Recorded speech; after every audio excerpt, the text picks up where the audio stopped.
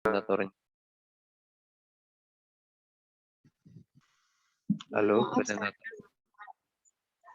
Apa? saya presentatornya Bapak. Oh, Bapak sebelumnya mohon maaf untuk merekam Zoom-nya karena laptop saya tidak bisa dipakai untuk internet, jadi saya minta tolong Mbak Rina. Tidak apa-apa ya Bapak? iya terserah sudah, nggak apa-apa. Yang penting terekam, diupload, karena itu jadi tugas akhir nanti. Terima kasih Pak. Sudah direkam tapi ini ya. Sudah Bapak. Ya. Ini mata kuliah ya, ilmu fikih ya, sekarang ya. Oke. Ya, Pak. Babnya tentang mazhab yang eksis ya. Iya Pak. Ya.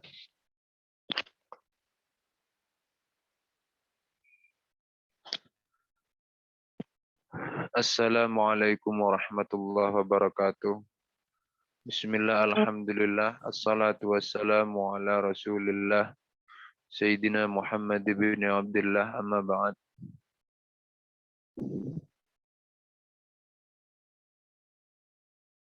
Yang saya muliakan, yang saya hormati, teman-teman mahasiswa sekalian, alhamdulillah kita bisa berkumpul bermuajahah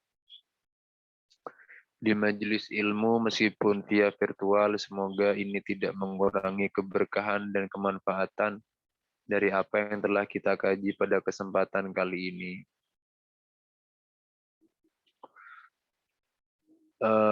Baik, langsung saja. Yang pertama tentang mazhab ya.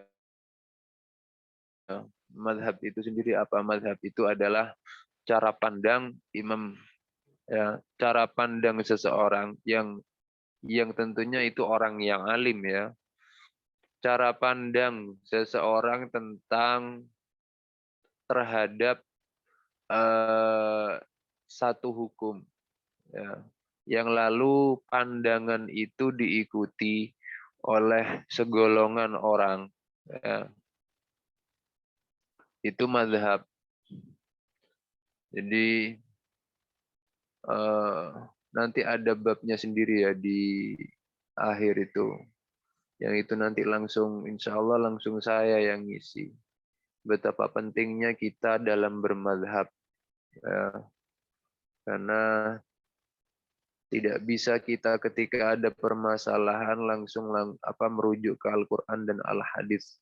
Karena dibutuhkan seperangkat keilmuan yang tentunya di zaman sekarang itu sudah sulit. Ya. Baik, kita langsung membahas madhab-madhab yang masih eksis dan yang sudah lenyap. Nah, saya tidak mau fokus pada siapa saja madhab itu, tapi lebih fokus pada penyebabnya. Sebab mengapa madhab itu eksis ya, dan lenyap. Yang pertama adalah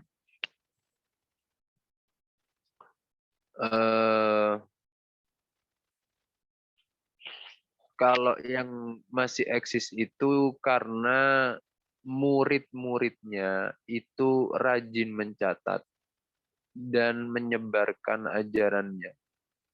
Itulah yang menyebabkan mazhab tersebut tetap eksis sampai sekarang. Yang kedua adalah konsep yang ditawarkan oleh imam mazhab itu adalah pendapatnya itu bisa dipertanggungjawabkan. Jadi ulama-ulama mutaakhirin ya, ulama-ulama belakang ya yang hidup jauh setelah pendiri mazhab, seperti misalkan kalau dalam konsep mazhab Syafi'iyah itu yang yang mentarjih ya, yang memilah dan memilih, yang memfilter, yang mensaring. Itu adalah kalau dalam Syafi'iyah itu Imam Nawawi, ya, Imam Rafi'i, ya. Itu yang membuat filter, ya, terhadap mazhab Syafi'i. Jadi memang faktornya itu adalah yang pertama karena murid-murid dari si pendiri mazhab itu rajin mencatat dan menyebarkan. Ya. Yang kedua memang berdasarkan penelitian dari ulama mutaakhirin bahwa mazhab ini memang layak dijadikan pegangan, layak dijadikan sandaran. Ya. Nah, mazhab-mazhab yang masih eksis itu diantaranya mazhabnya Imam Abu Hanifah, mazhabnya Imam Malik bin Anas, mazhabnya Imam Muhammad bin Idris Asy-Syafi'i, mazhabnya Imam Ahmad ibn Hambal. Ya. Meskipun ada mazhab lain ya di negara lain yang dipelajari seperti dan dianut dan diikuti seperti mazhabnya Syiah, ya khususnya di Iran ya, Syiah Imamiyah Itsna Asyariyah. Ada mazhabnya Daud Ad-Dhahiri. Ya. Jadi Syiah di Indonesia itu ada sampai buat perkumpulan organisasi Ijabi ya. Dan kebetulan Syiah ini juga ada segelintir orang di kampus kita itu yang menganut mazhab Syiah. Karena saya sendiri pernah mendapat laporan ya dulu saat ngajar mata kuliah apa itu. Kalau nggak fikih, mutolaah. Jadi saya mendapat laporan setelah saya selesai ngajar 1 semester itu. Lalu ada salah satu dosen yang ngomong ke saya bahwa di kelas saya itu, di salah satu kelas yang saya ajar itu ternyata ada yang Syiah, cuma dia tidak berani bicara. Ya. Nah, Syiah ini menurut ulama mutakhirin tidak recommended untuk diikuti. Ya. Tidak recommended, kenapa? Karena banyak konsep-konsep yang mukhalif, yang menyalahi mukhaliful kitab was sunnah, menyalahi Al-Quran dan hadis.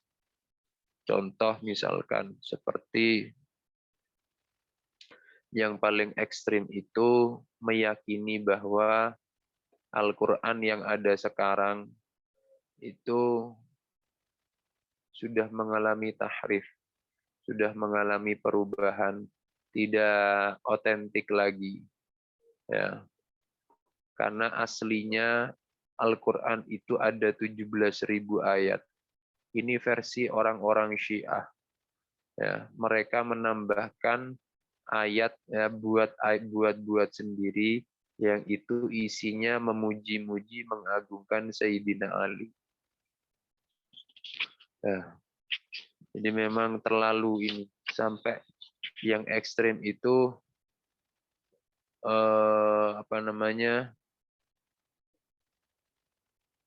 Abdullah bin Sabah itu sampai jadi seorang Yahudi yang nyusup ke Islam, lalu dia mengkultuskan Sayyidina Ali sampai seperti orang Nasrani mengkultuskan Nabiullah Isa. Jadi sampai menganggap bahwa Sayyidina Ali itu melebihi Rasulullah dan sejajar posisinya dengan Tuhan, sejajar posisinya dengan Allah. Ini tentunya sesat. Ya. Jadi contoh lagi misalkan ketika Al-Quran itu dianggap tidak otentik, maka sebenarnya mereka ini menyalahi firman Allah, inna nahnu nazzalna dzikra wa inna lahu lahafizun. Jadi Allah yang menjamin, Allah yang akan benar-benar menjaga. Ya, tapi Syiah ingkar. Ya, maka sebetulnya kalau ada orang Syiah atau siapapun ya yang mengkultuskan Sayyidina Ali ya melebihi Rasulullah, bahkan posisinya sejajar dengan Allah ya. Jadi ada Tuhan baru ya. Maka ini sudah kafir ya. Misalkan juga dalam konsep furu'iyah itu yang usul ya, konsep-konsep yang prinsip. Kalau yang usul yang furu' misalkan seperti nikah mut'ah. Nah, jadi sampai ada guyonan itu kalau Syiah, jangan dikira kalau orang-orang Syiah pergi ke lokalisasi itu mau berbuat dosa, mau berbuat maksiat. Nah, mereka ini mau ibadah, ya, bukan mau maksiat. Karena nikah mut'ah itu kan kayak kawin kontrak gitu. Ya, saya nikah dengan kamu selama 1 jam, ya maharnya 10 juta misalkan. Ya. Ini nikah mut'ah. Ya, nikah mut'ah. Dan itu dalam fikih kita nggak boleh, nikah muakkad itu nggak boleh. Ya, nikah yang dibatasi oleh waktu itu nggak boleh. Saya nikah dengan kamu selama 1 jam. Saya nikah dengan kamu selama 1 minggu, selama 1 bulan. Ya, dengan mahar 100 juta misalkan. Ya. Ini nggak boleh. Ya. Dan versi fikih kita, imam mazhab yang 4 itu dianggap sebagai suatu zina, perzinahan. Nikahnya nggak sah. Nikah muakkad itu nggak sah. Ya, nikah yang dibatasi waktu. Jadi itu ya faktor kenapa kok hanya imam mazhab yang 4 ya dalam bidang fikih. Kalau kita kan ahlu sunnah wal jamaah itu memang dalam bidang akidah kita menganut taklid ikut kepada Imam Abul Hasan al-Asy'ari dan Imam Abu Mansur al-Maturidi, itu dalam bidang akidah. Dalam bidang fikih kita ikut mazhab yang 4, yaitu Imam Malik bin Anas, Imam Abu Hanifah, Imam Muhammad bin Idris Asy-Syafi'i, Imam Muhammad bin Hambal. Kalau dalam bidang tasawuf kita ikut pendapatnya Imam Junaid al-Baghdadi dan al-Ghazali. Ya, Junaid al-Baghdadi dan al-Ghazali. Itu dalam bidang tasawuf yang recommended langsung dari para ulama, ya, yang dipegang oleh ahlus sunnah wal jamaah. Jessica, suaramu dimatikan, Jess. Jessica. Ini sudah gabung semua ya? Sudah gabung. Itu ya. Jadi memang murid-muridnya rajin untuk mencatat dan menyebarkan ya. Yang kedua memang konsep ajaran yang ditawarkan oleh imam mazhab itu sudah melewati seleksi ya, yang diseleksi oleh ulama mutaakhirin. Apakah mazhab ini layak diikuti atau tidak? Ya, itu. Lalu misalkan ada beberapa mazhab yang telah lenyap, ya, misalkan seperti gurunya Imam Syafi'i itu Sufyan ibn Uyainah. Ya, beliau itu adalah gurunya Imam Syafi'i. Misalkan Ibnu Jarir At-Tabari. Ibnu Jarir At-Tabari itu lebih dikenal lebih familiar dengan tafsirnya, ya, tafsir Jami'ul Bayan.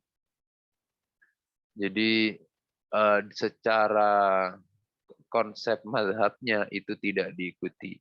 Cuma kitabnya oleh ahlu sunnah wal jamaah itu memang dibaca, ya, memang dibaca, dijadikan referensi yang otoritatif, ya.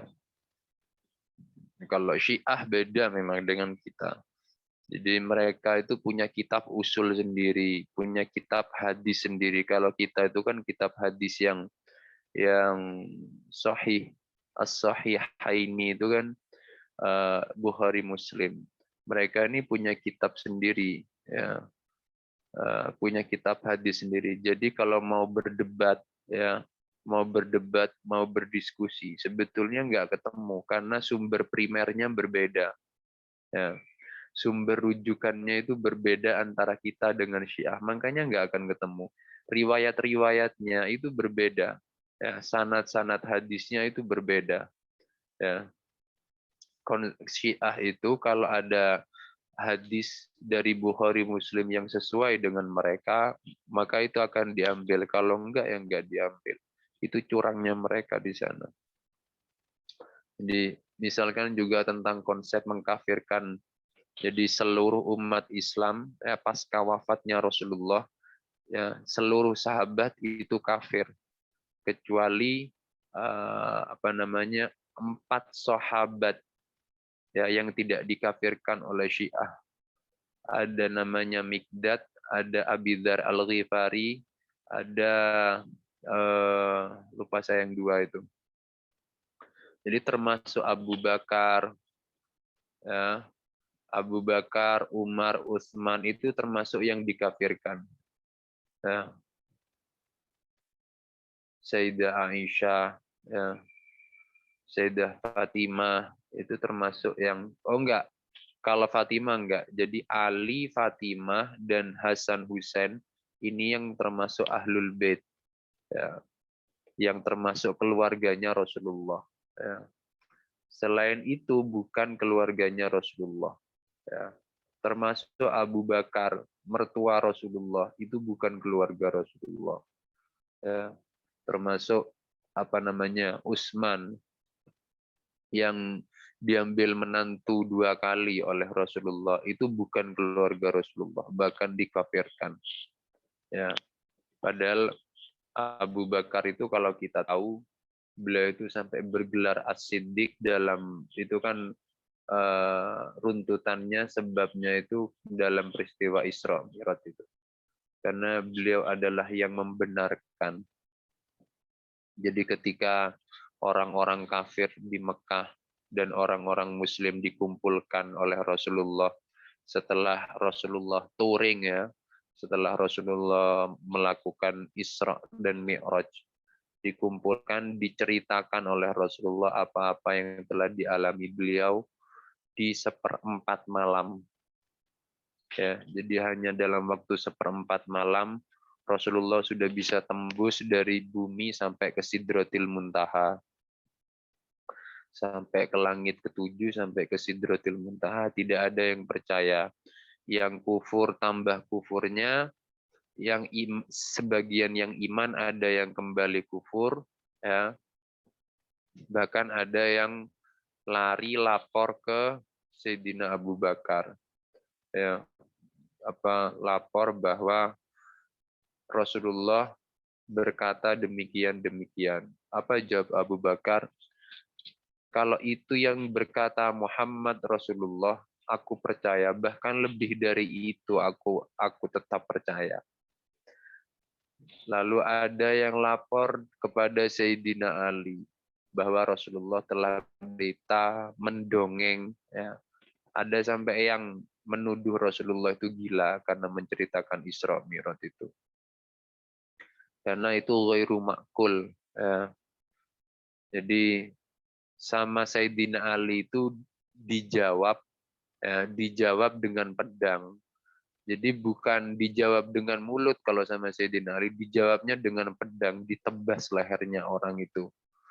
Karena Sayyidina Ali Setelah ditanya, orang tanya kok dipotong lehernya, kok nggak dijawab. Lah iya, wong Rasulullah saja sudah diragukan, apalagi saya.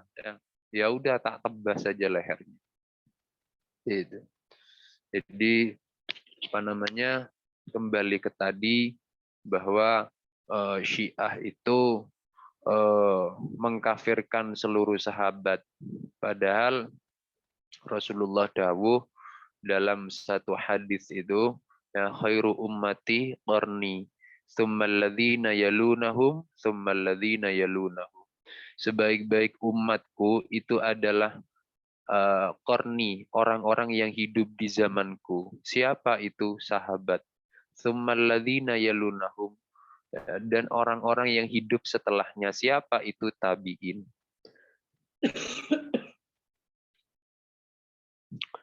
Tsummal ladzina yalunahum, kemudian orang-orang yang hidup setelahnya. Siapa itu? Tabi'in.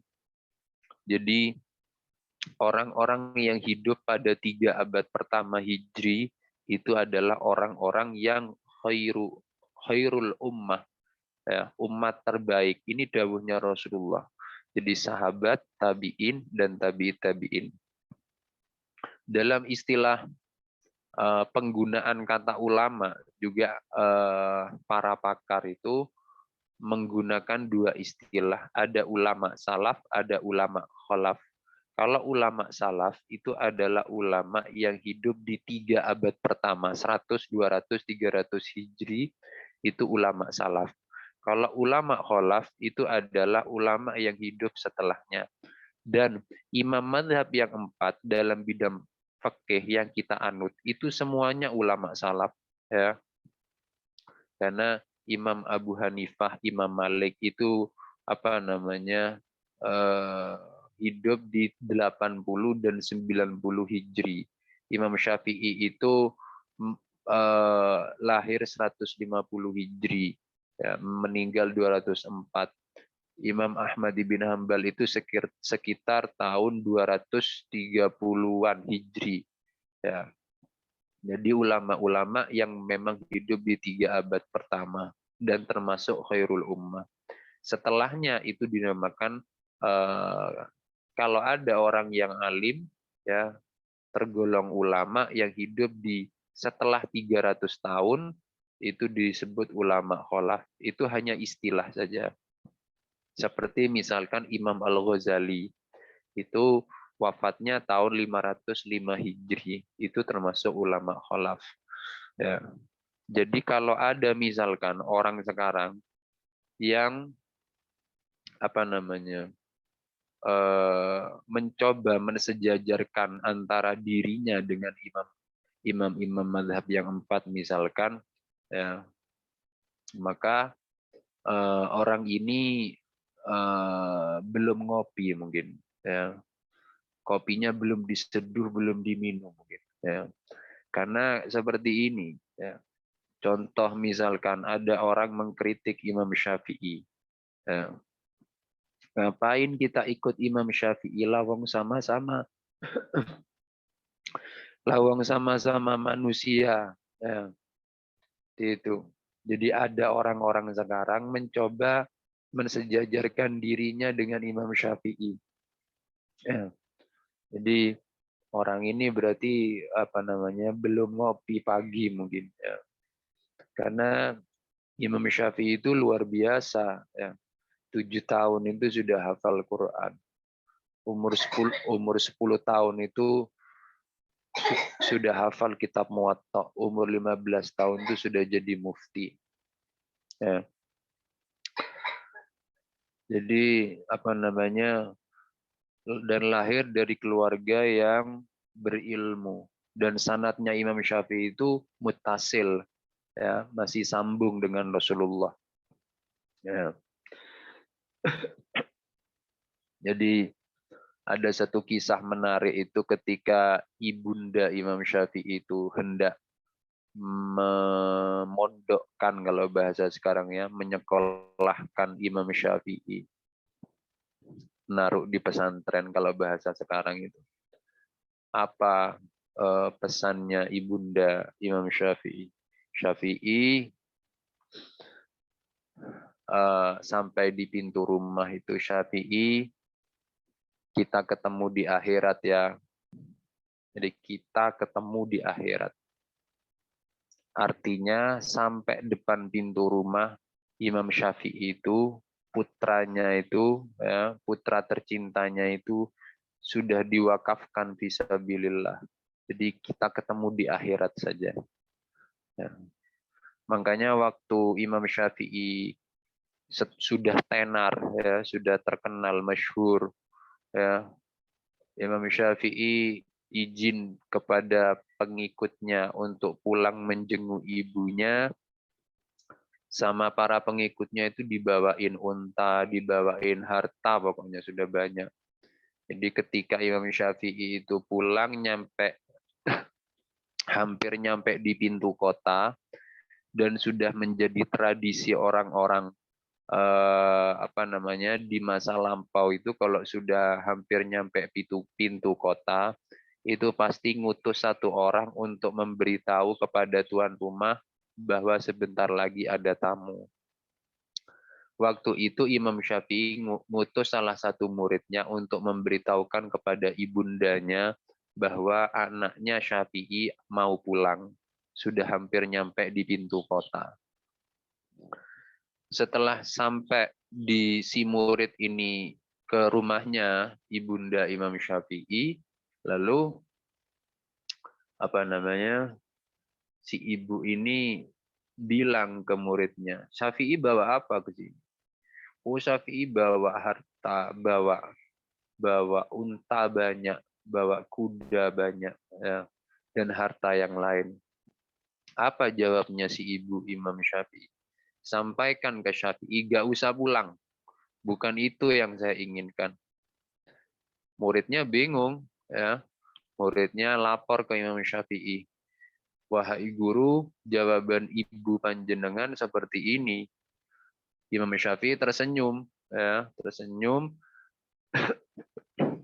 bilang lagi ke muridnya, kamu ke sana lagi, sampaikan ke ibu saya pulang membawa ilmu.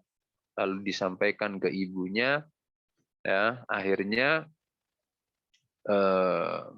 jawaban dari sang ibu, ya, sampaikan ke Syafi'i, aku menunggunya.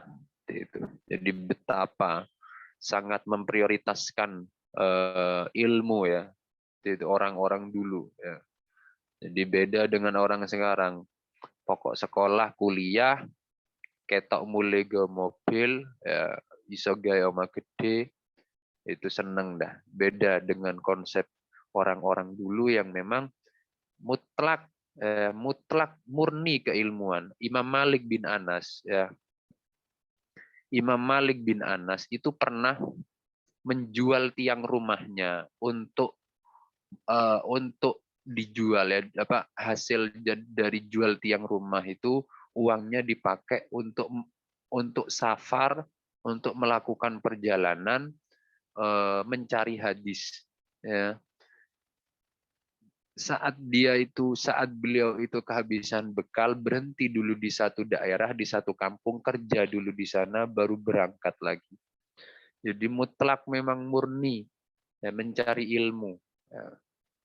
Makanya dari kisah ini juga jadi pelajaran buat kalian semua, kalau kuliah itu niatnya ditata. Ya, jangan niat cari kerjaan, jangan niat nyari ijazah. Ya. Jadi mungkin itu, ya. Jadi kalau mazhab-mazhab yang tidak eksis, ya kebalikan dari yang saya sampaikan tadi. Sementara itu yang dapat saya sampaikan, ini kok sudah jam 7:30 lebih. Terlalu panjang saya ngomongnya. Gimana Mbak? Siapa ini tadi presentatornya? Halo presentator. Iya, Yang mana? Bapak. Saya, Pak. Nurul Kamaria. Sudah Iya. ini Nurul, sudah terjawab semua Nurul. Insya Allah sepertinya sudah, Pak. Oh sudah. Ya sudah, kalau sudah, mungkin nanti misalkan ini karena sudah 7:30 ya. Kalau masih ada yang belum puas, bisa dilanjut di grup WA. Mungkin itu saja yang dapat saya sampaikan. Ini nggak kerasa terlalu panjang saya ngomong. Mungkin itu yang dapat saya sampaikan. Ihdinas siratal mustaqim. Semoga bermanfaat. Assalamualaikum warahmatullahi wabarakatuh. Waalaikumsalam warahmatullahi wabarakatuh. Terima kasih, Bapak. Selamat berpuasa, Pak.